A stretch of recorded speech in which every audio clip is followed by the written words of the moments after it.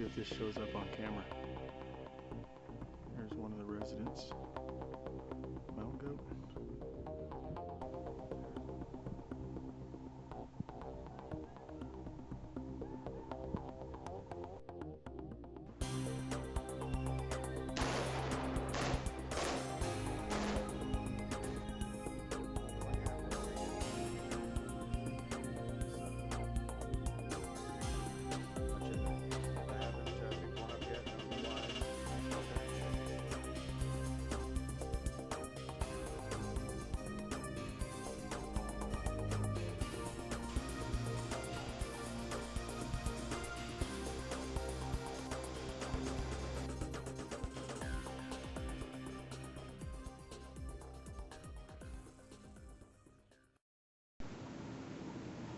Hey YouTube, this is Prep Pro 2717. Hope the lighting's okay in here. I'll have to just shoot this and see how it turns out. It's kind of what I have to deal with. So this video is going to be directed to those of you who might be feeling a bit overwhelmed by all of the prepping videos that you might have been watching. At least that's where I was about a year ago when I started spending time searching videos, working on food storage, putting away first aid supplies, and that was after reading a couple of books on emergency preparedness. I'll start off by saying that I've been carrying concealed for 17 years and I've been a gun owner for closer to 20. I've done some training with local law enforcement and ex-military, so I feel like I'm better prepared in the way of firearms and training than I am in a lot of other areas. I've learned a lot and still learn a lot from the videos I watch here on YouTube, but I try to offer up some ideas that maybe haven't been touched on, or maybe just add my perspective on existing topics. Which brings me to the point of this video. There's a lot of discussions and arguments stemmed from the question of where to start. So, should I buy food first without a way to protect it? Or should I buy guns and ammo and potentially be left without any food or water? I think you can do both. If you take everything in small steps and not get too worried about putting together a year's worth of food all at once, then getting all your guns and ammo all at once, and then all your medical supplies all at once. I won't get into how I'd suggest breaking those areas up in this video. I just wanted to address my SHTF or WROL or Tiatwaki firearms battery and getting there on a budget. And by on a budget, I mean all of the firearms that I think would be ideal to help one person to not only survive but thrive in an SHTF world without spending a fortune and without sacrificing reliability. I was able to keep this list well under $1,500, and I'll explain what I chose and why, and I'll even make suggestions on which to buy first. I don't think there's an absolute right or wrong way to go here. These will just be my opinions, so don't get your feelings hurt if I don't mention your battle rifle or choice of your preferred sidearm. I believe there are a lot of variables to consider when putting your SHTF battery together, and I'll try to touch on some important considerations that might affect your choices. First, we'll talk about firearms experience and training. Safety, safety, safety. If you don't have any or much experience handling firearms, first thing I'd suggest is that you find and enroll yourself in a gun safety class in your area. Then maybe look into some further training to explain and practice your fundamentals, like proper draw, grip, stance, muzzle awareness, target acquisition, sight picture, trigger control, that kind of thing. Then you can look into more advanced instruction to get some defensive firearms training, shooting with your support hand, cover versus concealment, different reload drills, fire and movement drills, engaging multiple targets, and so on. You can do all these things at the range on your own, but I'd advise getting someone to teach you not the proper way to do it, because I know there's different ways to grip, different ways to stand, but showing you maybe multiple ways to do these things so you can decide what works best for you, and then you can practice those. Next, I'm going to borrow a phrase that I'm sure a lot of you have heard here on YouTube, and that's philosophy of use. You guys probably know where that term comes from, and not to say that he necessarily invented it, but he uses it quite a bit, and it makes sense in the way that he uses it, which is referring to, in this case, the possible uses of these firearms, and could some of them or all of them fill multiple roles. Most, but not all, the weapons that I'll be covering here will be semi-auto, because I feel that they'll provide the most versatility and firepower in an SHTF situation.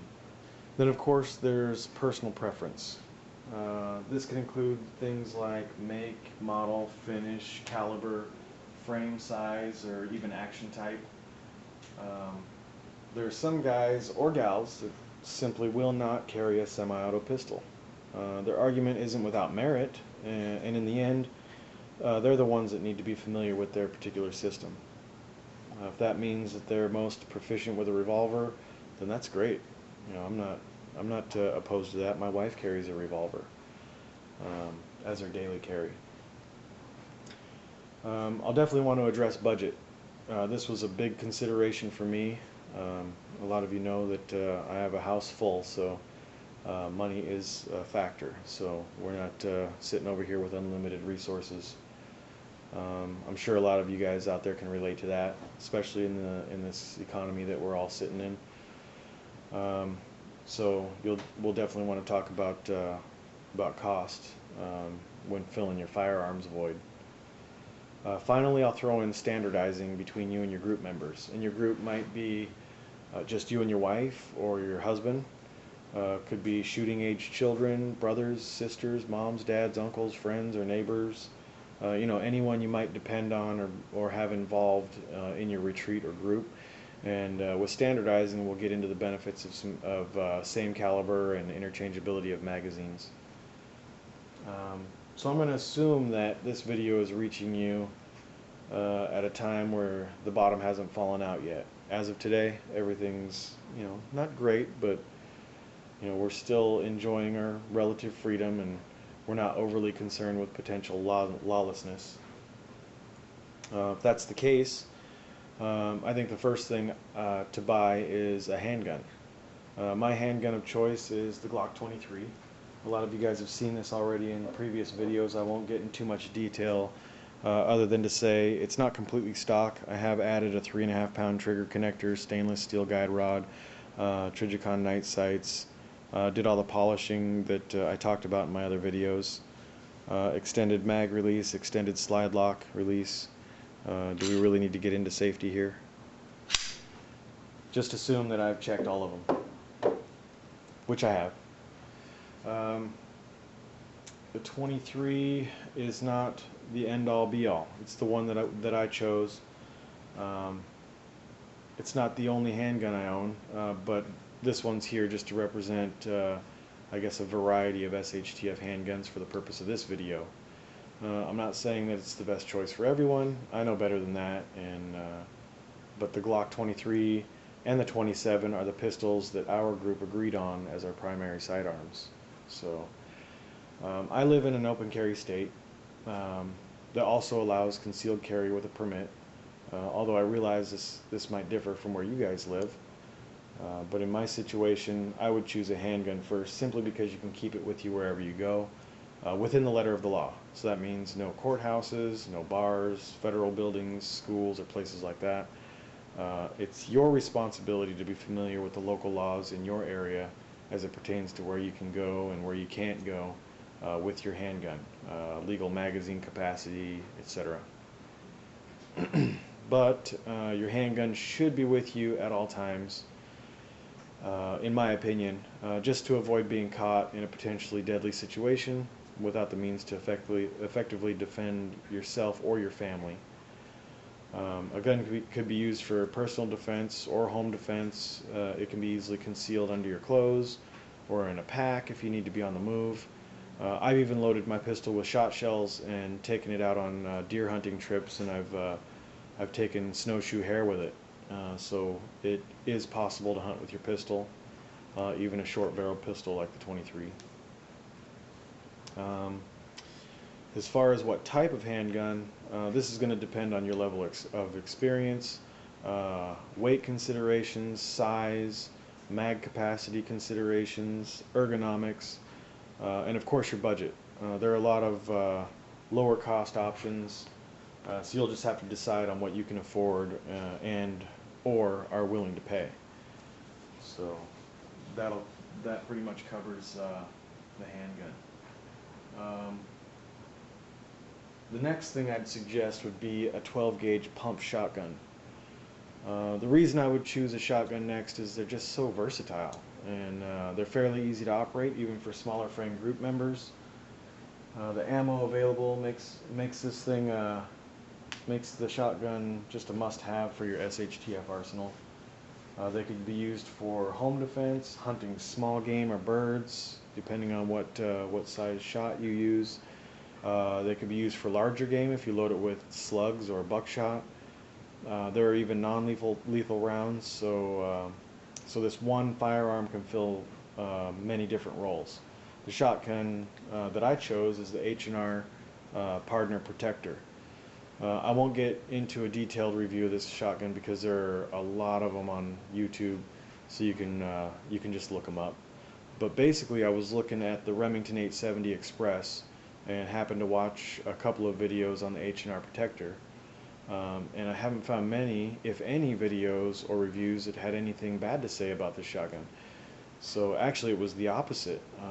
There are a lot of people who prefer the H&R to the Remington, which has probably a lot to do with the materials that are used. Just things like this thing has the trigger group is made out of steel rather than polymer, which I think the 870 uses. Just little stuff like that. The gun is a little bit heavier. I'm not sure what the 870 weighs, but this thing is 7.5 pounds unloaded. And also the value. I mean, I think it was a great value. The Remington 870 Express retails for around $350 versus the $169 that I paid for the H&R. This shotgun is also designed after the Remington 870. So the 870 accessories will fit right onto this thing, with the exception of the barrel. The barrel lug on the 870, I believe, is further back, so you cannot interchange the barrel. But everything else, the furniture, the mag tube extension, although on the mag tube extension, since the barrel lug is located forward on this shotgun, it'll stick past the muzzle of the shotgun, so you could either modify it to make it fit flush, or I believe someone does make an extension for this, but I just haven't found out who that is. But I'm really not too concerned with that. It's 5+1 capacity, and I'll probably end up putting a side saddle on it just to hold extra shells. But the only thing that I've done to this is I added a Magpul polymer rail, so I could put my my G2 Surefire on there. I just used an old scope ring to clamp my Surefire light on there. So as I'm holding the fore end here, just hit the tail cap with my thumb. So it works pretty well. I also added this sling on here, but it's kind of noisy just because of the metal swivels. So I might end up taking that stuff off since I do use this primarily for home defense.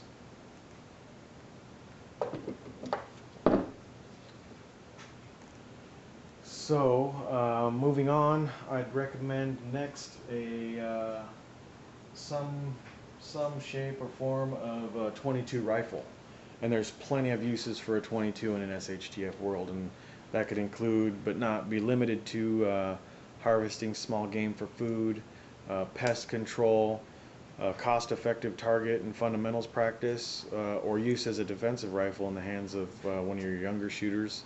And I would think that would be in an absolute last resort situation, because I have small kids and I'm reluctant to be throwing them in a window, sending lead out the window at people trying to come in our house. But you know, if it's, like I said, if the situation calls for that, I'm not opposed to it as long as they're experienced with the gun.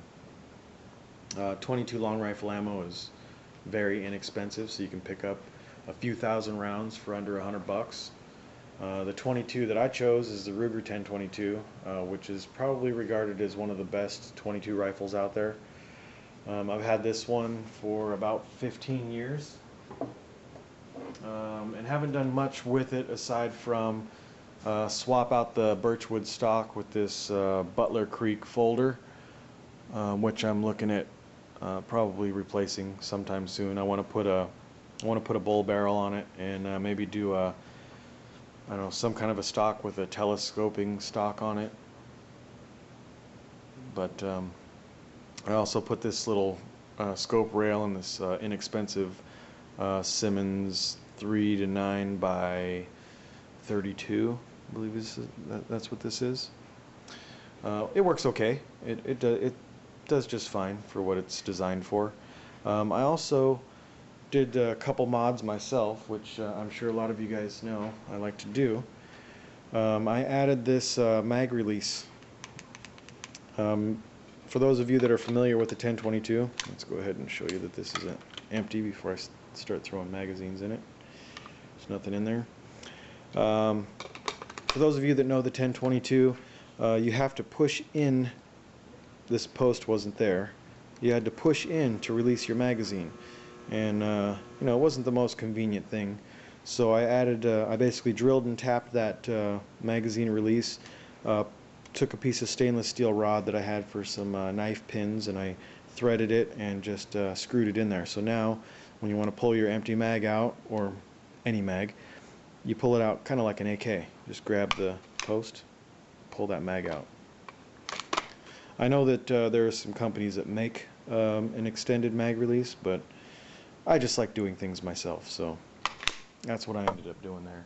I also modified, I found a couple of videos on YouTube about modifying the bolt release. So again, for those of you that are familiar with the 1022, you used to have to push the bolt catch, pull your bolt back and push that in to release the bolt.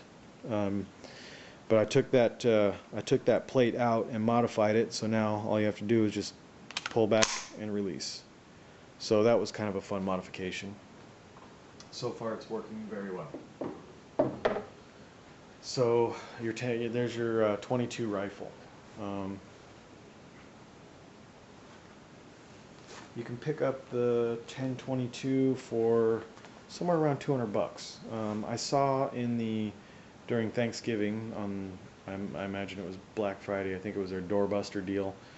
They were selling the blued version of that rifle for $169, which was a killer deal. If I wanted to get trampled, I probably would have went and got one, but I stayed away from it. I know they do come down a little bit from $200, so you might be able to find one for under 200, but for the sake of this list, we'll just go ahead and call it $200 flat.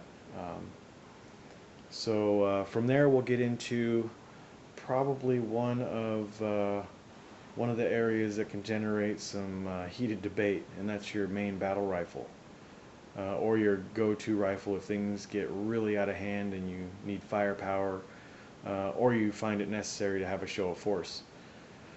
There's predominantly two rifles that most people choose between and consequently argue about the most, and that's the AR-15 and the AK-47. I own a variant of both of those rifles, and I like them both. But for the purpose of this video, I'd suggest the AK over the AR, and I'll tell you why. First of all, price. You can pick up a Wasser 10, which is sitting here, for about $450. I bought that in 2007, and I paid $350 for it, but they've come up since then, so I think you can pick them up pretty consistently for about $450. Look them up, watch videos on them. There's some considerations to think about before you pick one up, so be aware of what you're buying. But it is reliable. Like I said, I bought it in 2007, and I fired plenty of ammo through it, and it's doing great. I really enjoy shooting that rifle, but I think between the two, everybody in my group thinks that the AK will be our go-to, but the AR-15 is just more fun to shoot. Um, with the AK platform, you'd be gaining probably the most widely recognized reliability and durability in a rifle. In a rifle that also packs enough punch to take down large game animals like deer, bear, and elk. At least in my state, it's legal to hunt with the 7.62 by 39, whereas it's not legal to hunt big game with the 5.56 by 45. So between the two, well, first of all, I understand that with the right shot placement, you could take down animals with the AR-15, but I would choose the 7.62 by 39 over the 5.56 by 45 just for knockdown power. Surplus animals affordable for both. What did I say? Surplus animals? Surplus ammo is affordable for both rifles. So you can pick up ammo relatively cheap for both. But I guess if you have the money to buy an AR and you just preferred that platform over the AK, then I'd probably add one more rifle to your arsenal, and that would be the Mosin Nagant. This one is a M44. It's the shorter version of the Mosin. This one's pretty hammered. The barrel is the rifling's in good shape, and it fires great. It's a straight shooter, but the whole point of it is it's just inexpensive. And my brother bought that for me for my birthday a couple of years ago for I think 79 bucks he paid at that time, and it's still, you could still get them for that now. You know, maybe a couple bucks more, but you know, in the Mosin you're going to get reliability, you'll get ease of use, accuracy, you know, and I guess the low cost. I guess those would be the main reasons I'd suggest this rifle to fill the role of, you know, mid to long range hunting style rifle. To sum it up, you could pick up a semi-auto pistol like the Glock 23. It doesn't have to be the Glock 23. It could be whatever you prefer, a SIG, an M&P, an XD, a 1911 if that's what you choose, 357 revolver. You can pick up a pistol similar to that one for $450. You can pick up that particular shotgun for $170. You can pick up a 1022 for around $200, and an AK variant of like this Wasser 10 for about $450, for a grand total of $1,270, which I think, you know, at least in my opinion, you'd be pretty well set for an SHTF scenario.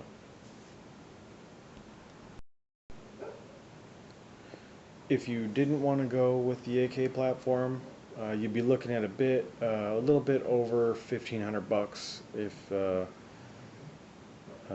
you substituted the AK with an AR and a Mosin. But still, you know, 1,500 bucks for, you know, all these different types of weapons, I think you'd be covered in just about every area. These are just estimated prices, and they're not going to take into consideration the cost of additional mags or ammo or accessories or modifications. But for someone on a budget, I feel this would be a pretty solid collection of useful firearms.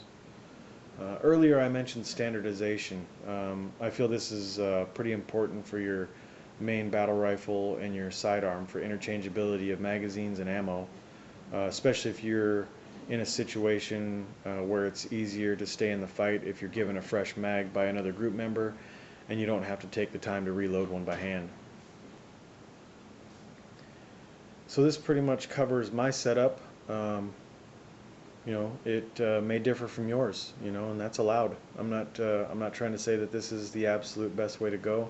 It's the way that I've gone. I hope that some of this info was helpful to you. If you don't currently own a firearm, I'd encourage you to research and get out to the range to rent some or try your friends out before you buy, so you can make an educated decision. I'll be back with more videos soon. So thanks for watching. Subscribe if you'd like. Rate this video. And as always, your comments and suggestions are welcome. I'll talk to you later. Take care.